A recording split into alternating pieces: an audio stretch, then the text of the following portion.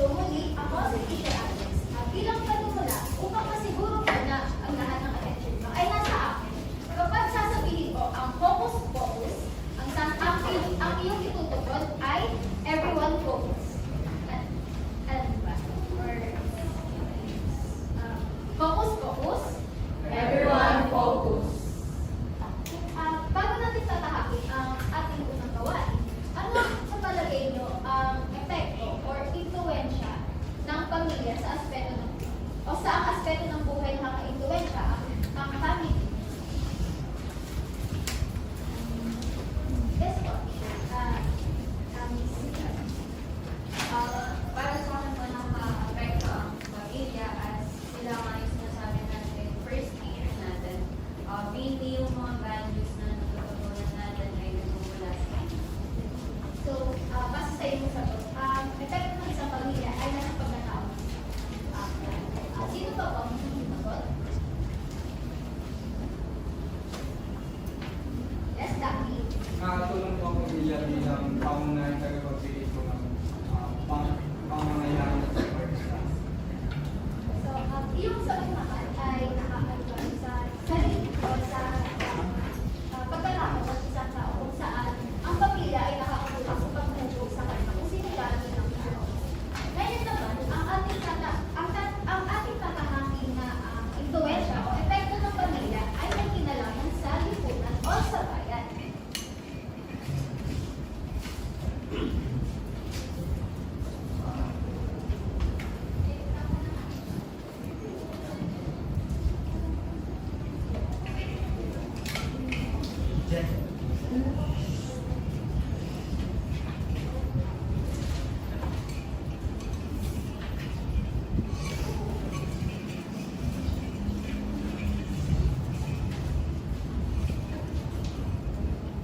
Sa gawain na ito, kayo ay huhulaan o i-decipher nyo ang mga salitang nakalatag ng kapilo. Halimbawa nito ay ang word ay sino ang makakahula ng salitang nakapagsabi? Yes, no? Mabuti. Tama ba? Tama. Ganito lamang ang magiging system ng ating gawain. Ngunit, dito, ipaliliwanag nyo ang salitang ito sa kung paano ito may uugnay sa kung paano ito may uugnay sa partisipasyon ng pamilya sa bayan. Nagigets po ba? Focus. Everyone focus.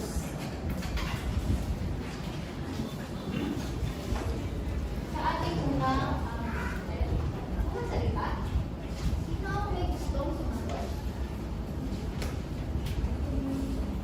Yes, Bob. Gusto ko mag-try? Yung word po is modelo. And yun po i-observe po siya sa pamilya po natin, sa society po natin. Sila po yung unang modelo po natin sa pagkatao po natin. Sila ang nagpapakita ng mga magandang asal na inyong pinapakita sa labas ng pamilya o kapag kaharap nyo ang ibang tao. Tama ba? Susunod na salita ay sino ang pwedeng sumagot? Yes, siya. Ang salita ay postura. Ipagkalawanan na ito sa pagdating sa pamilya.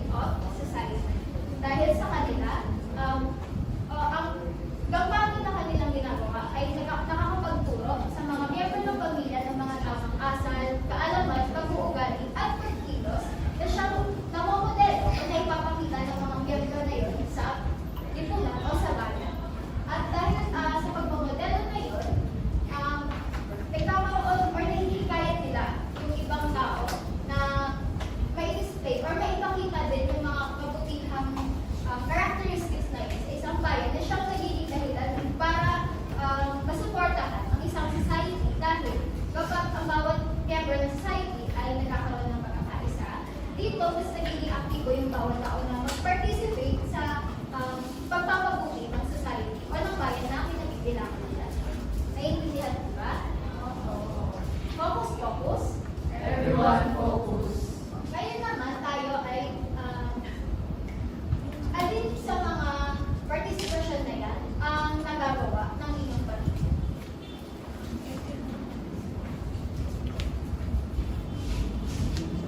Yes, why? Sa akin po is yung support.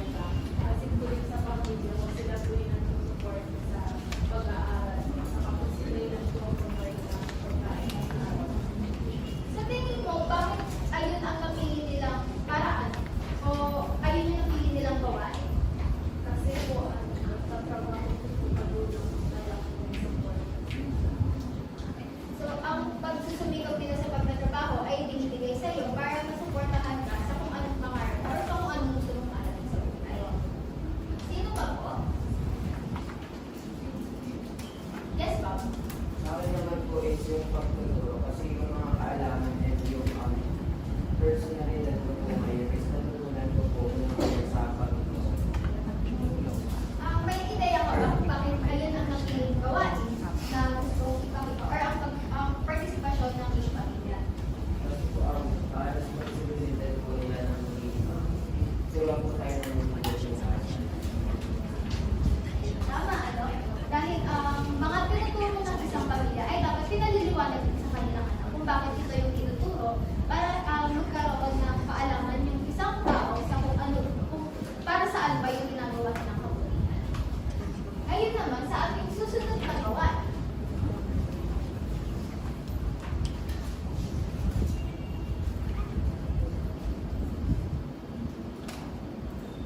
Atin naman bibigyan pa natin ng greeting ang mga tungkulin ng pamilya sa bahay. Sa una nating gawain, ang nakita natin tungkulin doon ay ang pagtuturuan ng kabutihan na siyang nagiging dahilan ng pagmodel ng mga tao ng kabutihan sa lipunan. Dito naman, magpapakita ako ng mga sitwasyon ng pagtutupad ng tungkulin ng pamilya sa bayan. Pipili kayo o pipiliin nyo ang yes kung ang sitwasyon na ito ay ginagawa rin ng inyong pamilya at no kung hindi. At ipaliliwanag nyo kung bakit nyo ito ginagawa at kung bakit hindi. Naintindihan ba? Focus, focus. Everyone focus. Bilang pelikula, sino ay gustong sumagot sa una nating sitwasyon? Na hindi pa nakikita ang sagot. Yes, bro?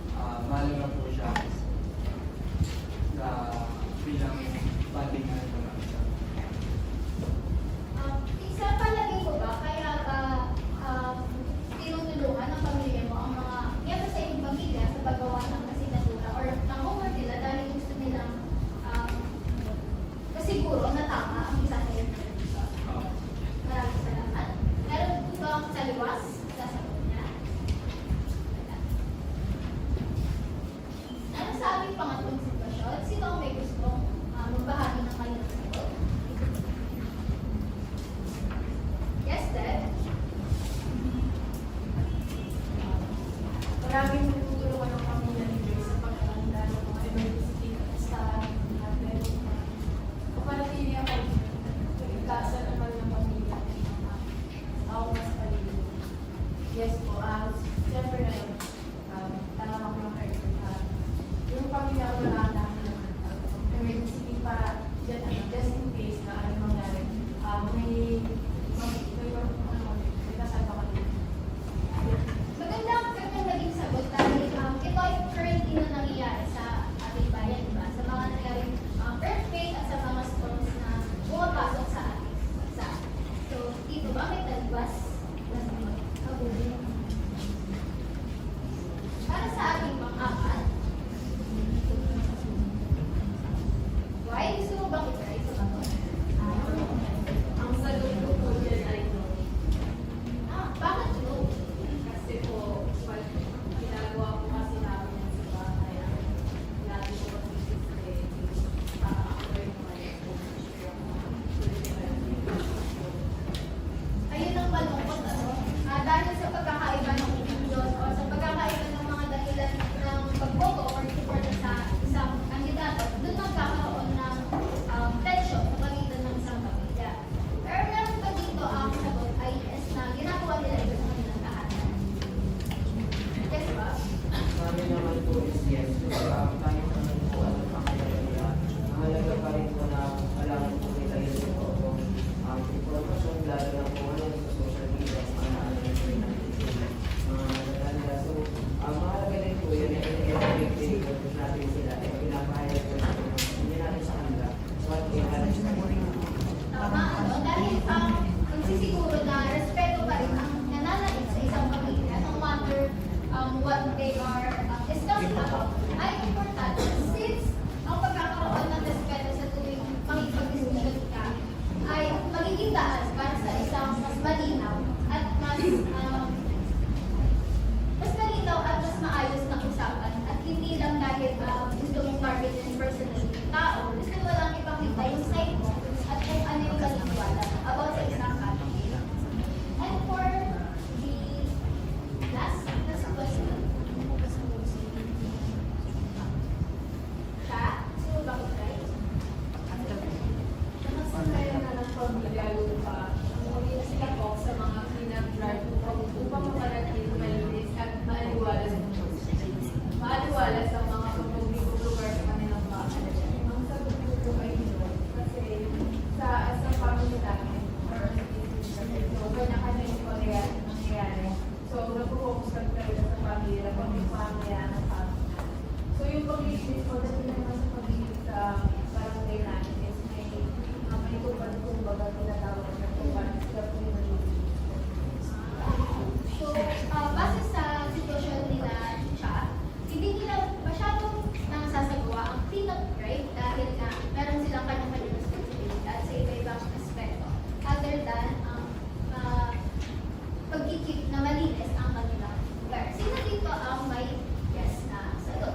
Then, Ano ko sa pamilya namin na madalas kami kumasali kayo kasi may activity sa simbahan namin sa church na kumbaga ayun na rin yung family bonding namin na tutulong kami na maglinis sa paligiran, pati na rin yung simbahan. Parang may family. so makikita natin sa, mawawala natin sa sagot ni Debbie na ang lipunan ay merong iba't ibang units na nagiging connected upang masiguro na ang kanilang lipunan or bayan ay malinis, mabuti at matibasay. Tulad namang ng pag-coordinate ng kanilang pamilya sa church. Base sa mga sitwasyon na ito, alin sa tingin nyo ang pinaka or madalas na nagagawa ng inyong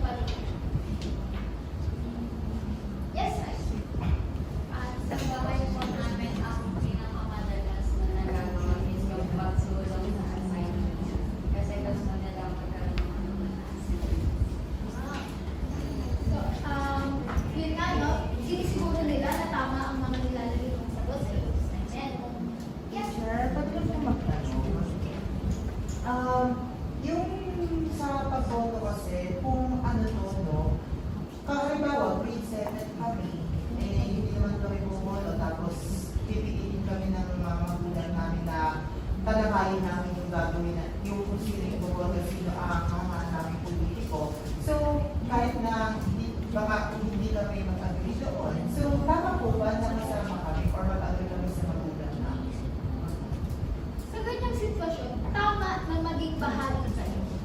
Ngunit hindi naman sinasabi na dapat sumang-ayon kayo palagi.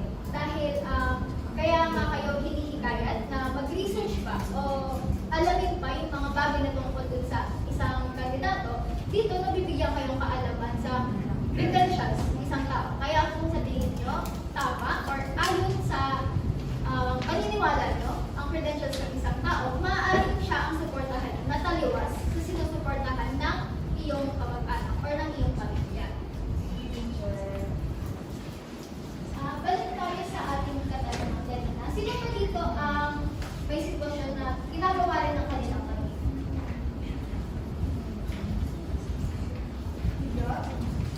Gusto mo ba mag-try? Yes, pa.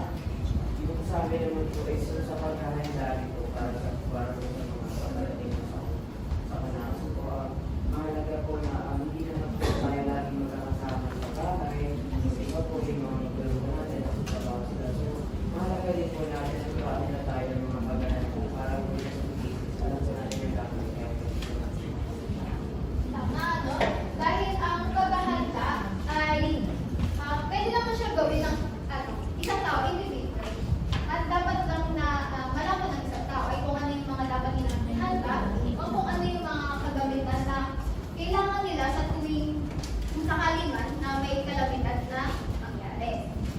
Mula sa mga sagot na ito, anong epekto ang nakikita nyo o anong epekto ng mga gawain nyo o tungkulin na ito sa bayan sa tuwing ginagawa ito ng inyong pamilya?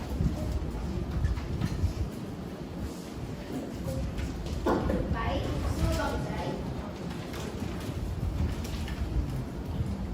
Ano ba? Sige ba? Ano bang tungkulin ang madalas na nagagawa ng inyong pamilya?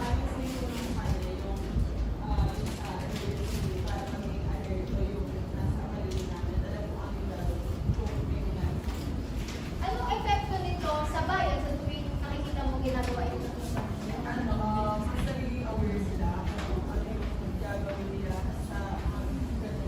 Para din maging aware yung mga nasa paligid, para ma-educate din sila kung ano gagawin sa tuwing.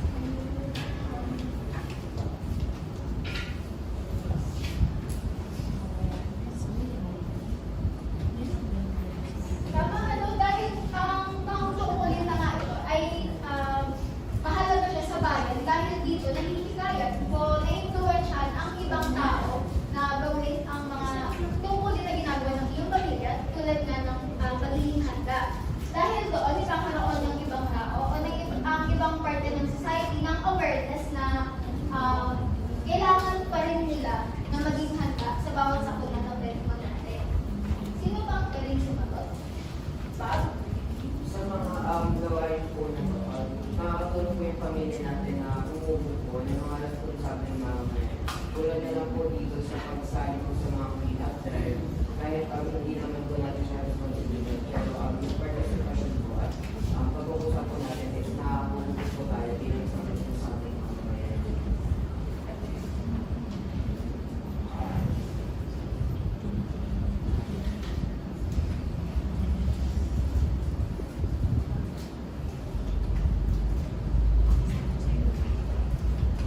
Sa inyong palagay, ano ang magiging itsura ng isang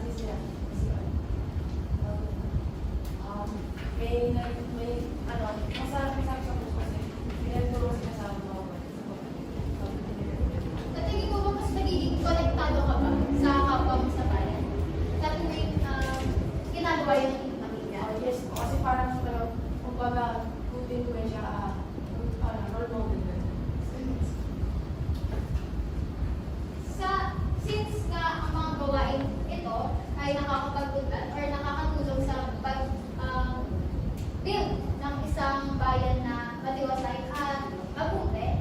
Alin naman ang sitwasyon ang tingin nyo hindi ginagawa ng inyong pamilya, pero para sa inyo ay dapat nilang gawin? Yes, boy, gusto mo ba? Right? Yes, Sai. Sa tingin ko po, ito po ang nakakalong rin. Bakit kailangan ko sa finance director? Kasi po, para sa, ano po, kung isang lugar po, para rin naman po sa amin yun na babahay po kami po mas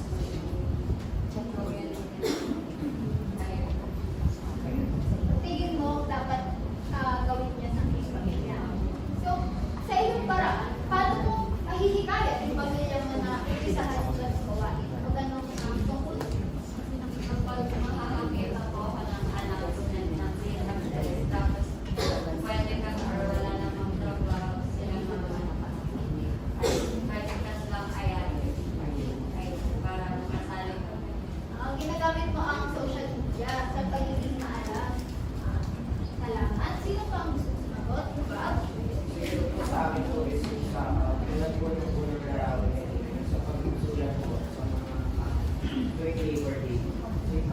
Dahil sino po kailangan din po namin sa mga since yun nga po yung parents ko po sa trabaho sila ay deserve din po nila na ma-recognize yung efforts po nila. And gagawin ko po sa pamamagitan nila pagsisimula po nito sa sarili ko po sa yun po pag-ibigay po nito sa kanila hanggang sa ma-adapt na rin po nila.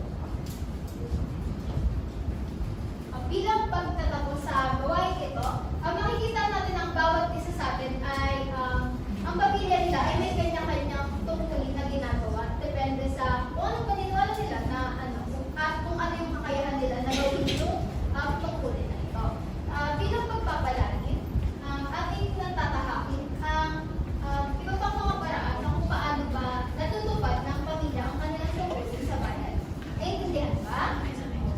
Focus, focus. Everyone focus. Again, focus, focus. Everyone focus. Isa pa. Again, focus, focus. Everyone focus. Ayan, mukhang handa na ang ating mga mag-aaral. Ngayon naman, bakit nga ba mahalaga na tuparin ng ating pamilya ang tungkulin sa bayan? Ako si Teacher Kat at ating tatalakayin ang mga paraan ng pagtupad ng pamilya sa tungkulin sa bayan.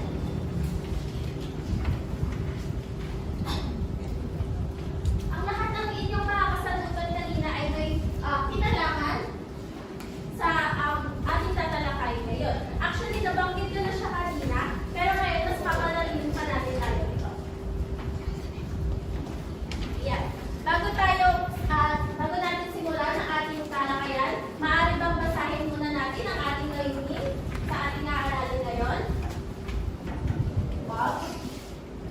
Sa pagtatapos ng klase, ang mga mag-aaral ay inaasahan na natutukoy ang mga paraan ng pamilyang pinagbibilangan sa pagtupad ng tungkulin nito sa bayan, nakakapagpatibay ng nasyonalismo bilang pagpatupad ng tungkulin ng pamilya sa bayan, at nakatutupad ng sariling pamamamaraan ng pagtupad ng tungkulin ng pinagbibilangan sa pamilya sa bayan.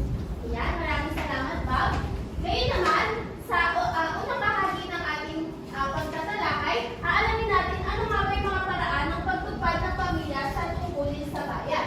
May ipapakitang video si teacher, may lamang ito at gusto kong obserbahin ninyo ito at gusto kong obserbahin ninyo ito at mamaya magtatanong ako kung ano yung pinapakita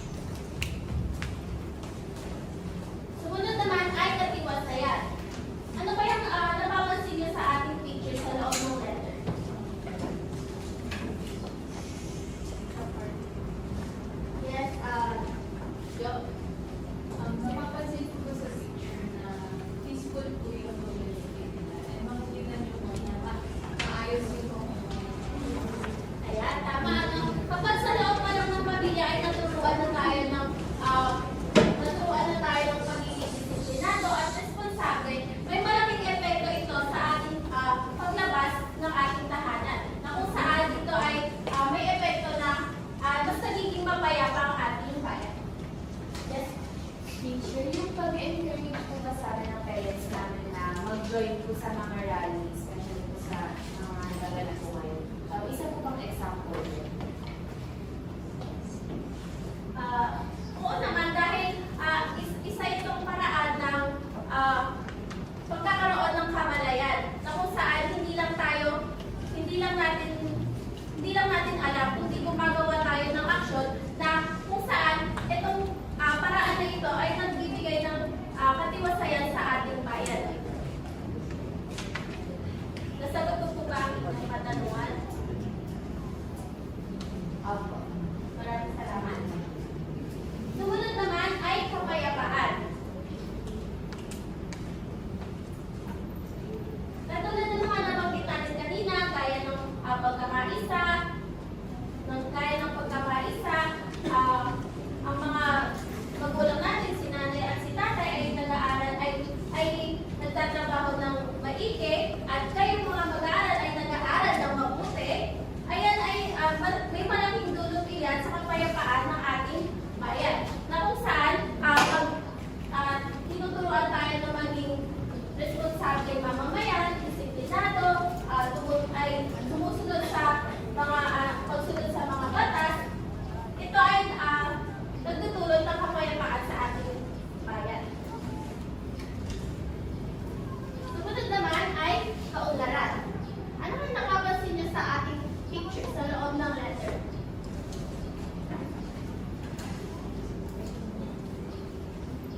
Yes, Deb? Pag-participate ng mga estudyante.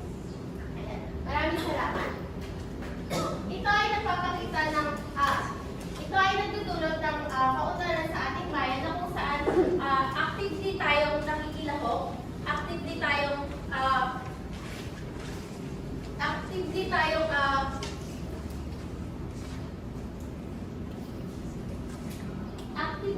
nakikilahok, actively tayong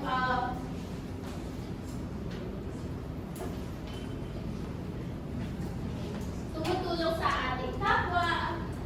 Nagbibigay ito ng kaunlaran sa ating bayan. Naiintindihan po ba? Focus, focus. Everyone focus. Again, focus, focus. Everyone focus. Yes, po. Teachers, paano po yan? Nagising ko kasi lagi si Mami Inday. Kaya po, lagi po kami nasa bahay lang.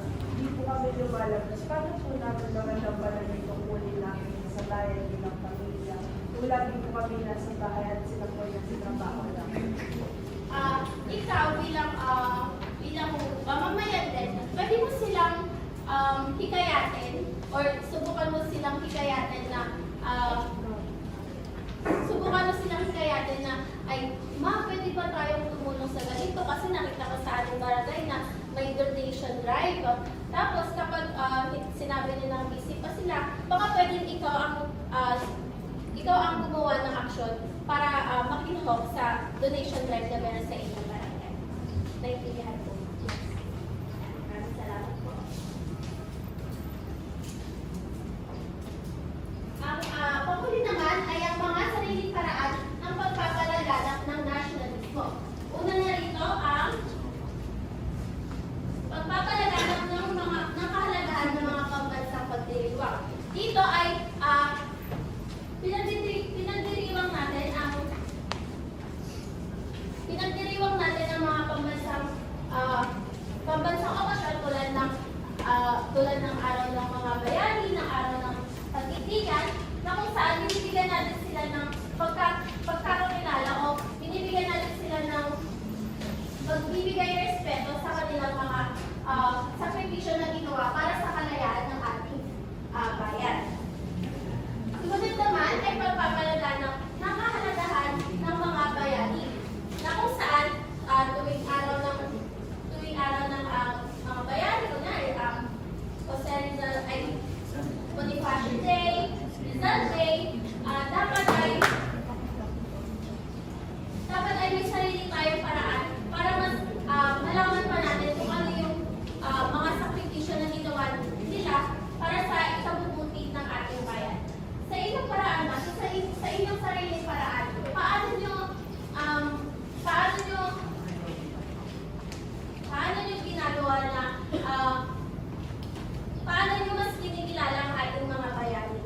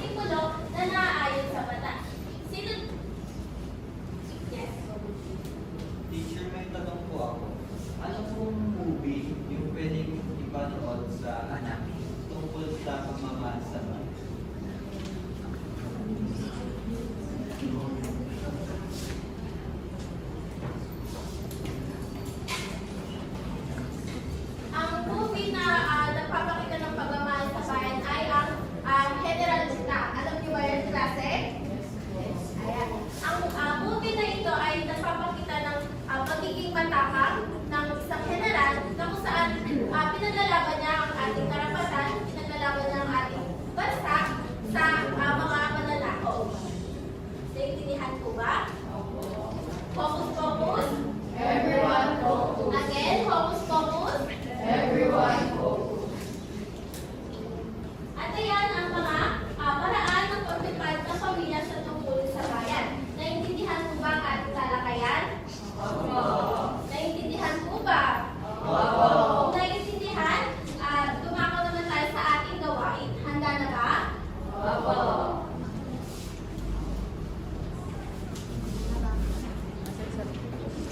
Bago tayo magklase, may binigay akong link sa ating group chat. Pwede nyo lang pong ilabas ang inyong cellphone at i-open ang link na to. Kung walang data, pwede naman tayong makikonnect kay teacher.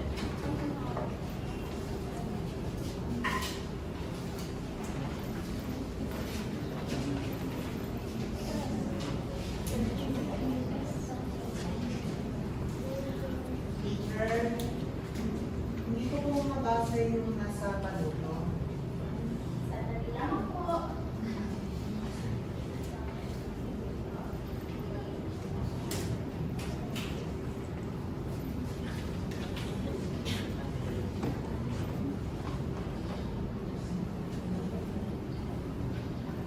Ayan, nababasa na po ba?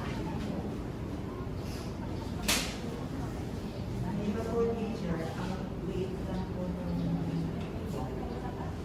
Maaari mo bang basahin nyo ang ating panuto?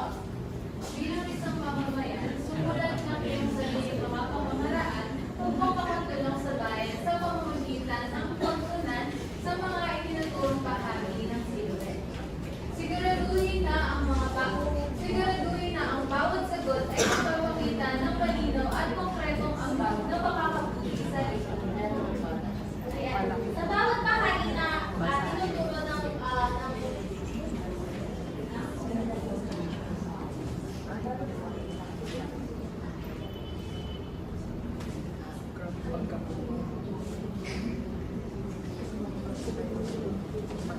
sa mga bahagi na tinuturo ng ating sinuwet, makikita natin dito ang una ay ang ating utak o pag-iisip.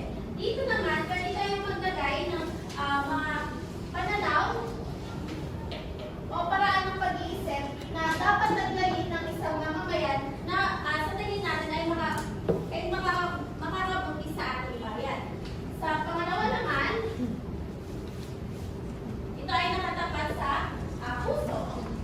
Dito naman, pwede kayong maglagay ng mga pahalaga na tinuro sa inyo ng inyong mga magulang at galing damdamin na dapat naman taglayin ng mamamayan na makatutulong sa ikabubuti ng ating bayan.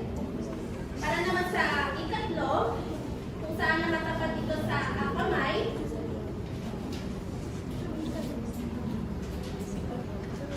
pwede tayong maglagay ng mga gawain. Kung may naisip kayo na gawain o aksyon na makakatulong sa ating pamayanan, pwede na siyang ilagay sa tapat ng kamay. At ang panghuli ay nasa tapat ng paa.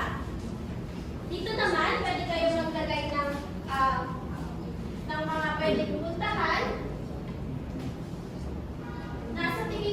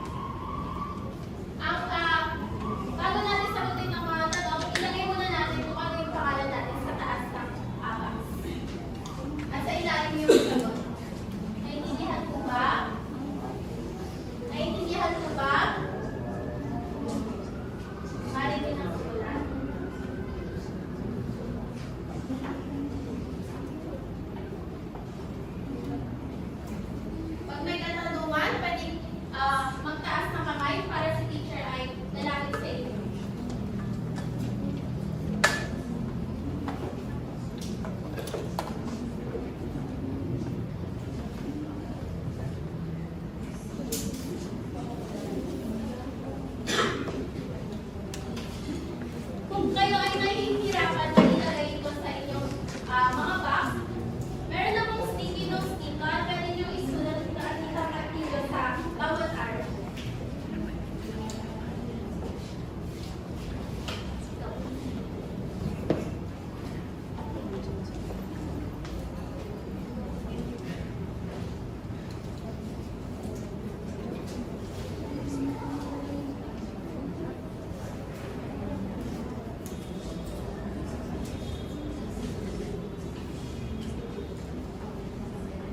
Tatlong minuto.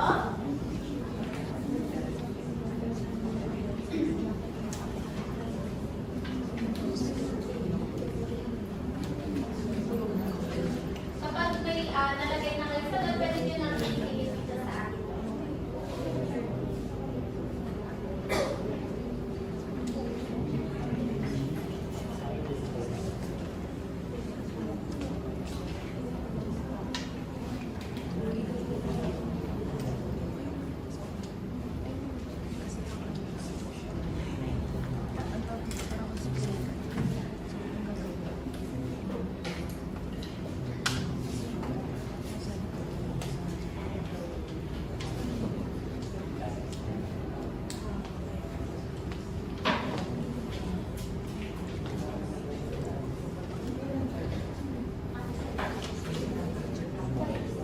Sa bawat bahagi.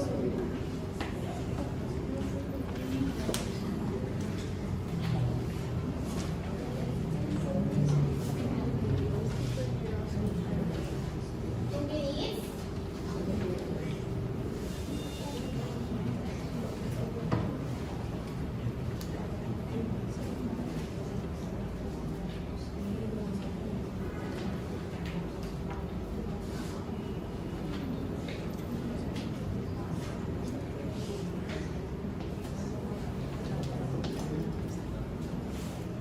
Isang minuto.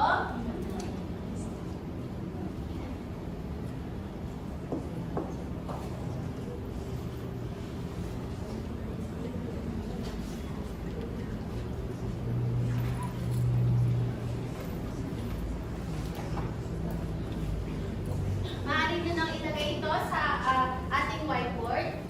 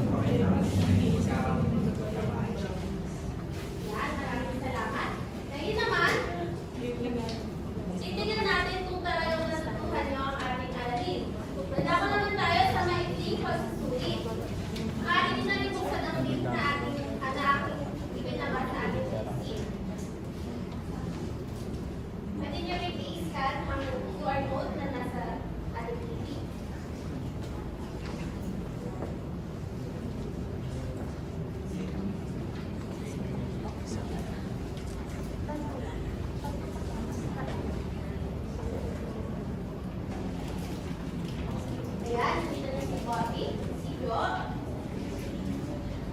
si Cha. Kapag may mabagal ang data, meron naman akong hard copy at pwede nyo namang sabayan ang ating kada number. Meron po ba? May gusto bang konto? Ayan, makakompleto naman na. Nakapasok na ang lahat.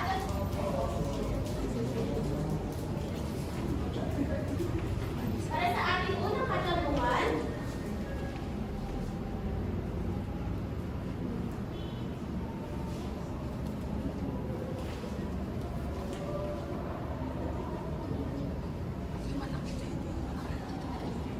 sandali lang po lang.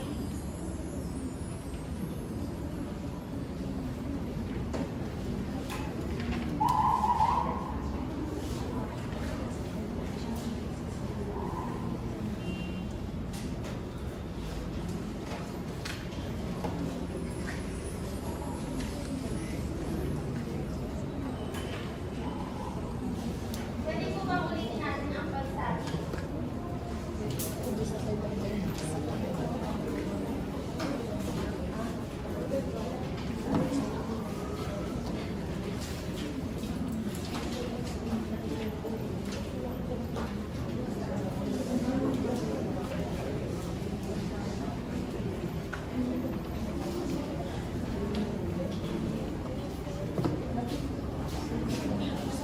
Mukhang nahihirapan tayo sa pagpasok sa ating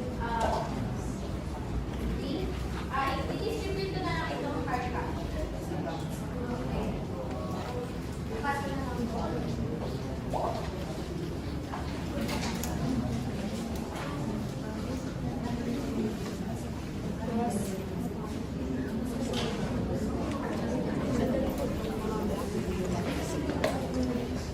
Bibigyan ko kayo ng 3 minuto para sa pagdalo.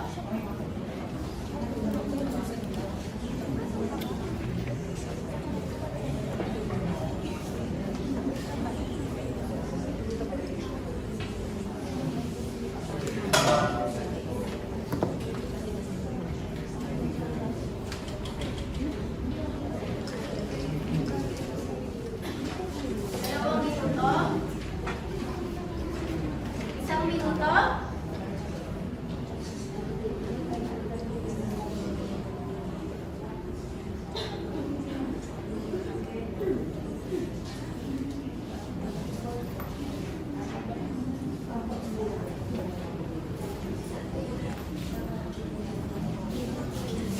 Time's up. Pwede nyo pong ipasa sa inyong harapan ang inyong mga papel.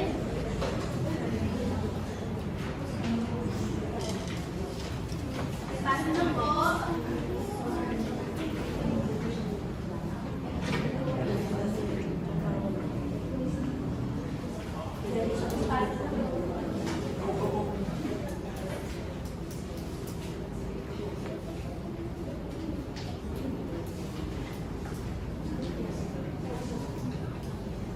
Ayan, maraming salamat. Maaari ba natin bigyan ng 3 palakpak ang ating mga sarili?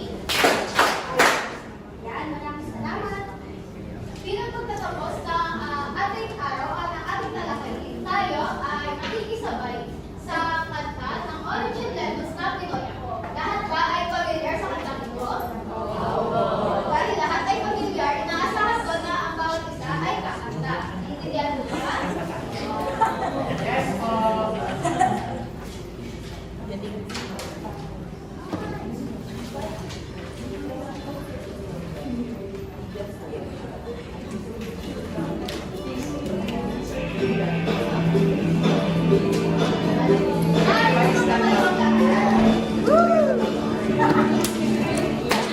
Tayo'y